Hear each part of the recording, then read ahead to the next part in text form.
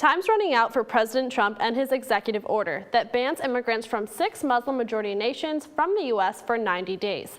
But the effects on refugees already in the United States may last longer.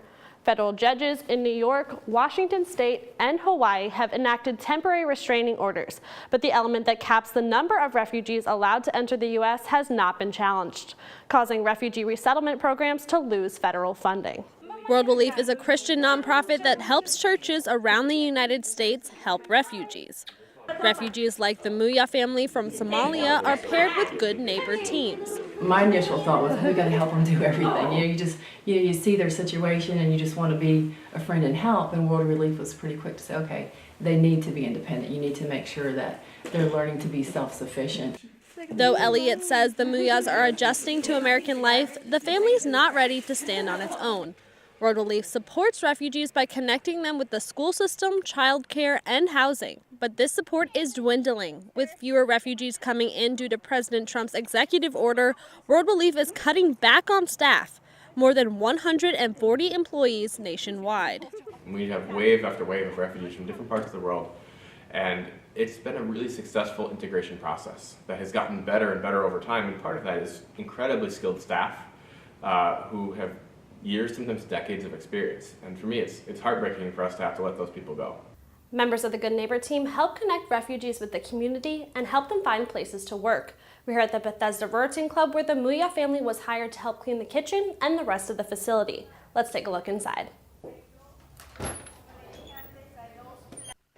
Alice Bolanos is a Good Neighbor who's helping the Muya family tackle their biggest hurdle, affording rent.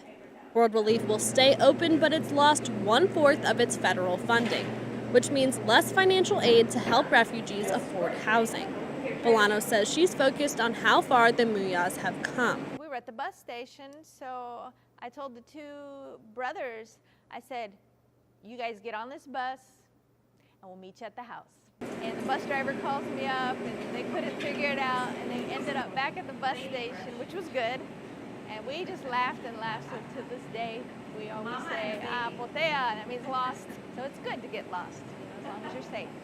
The Muyas may be safe in Durham, but they do need to find long-term employment to stay in their apartment.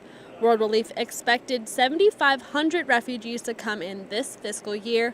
Now that's dropped to only 1,500. So the organization is doing what it can to help refugees who have already made it to the U.S.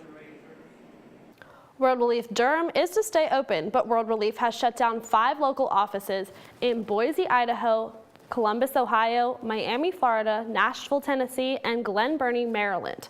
World Relief Director Matthew Soren says the nonprofit is trying to prioritize the refugees themselves, so they were careful not to close offices in communities where World Relief was the only refugee resettlement agency.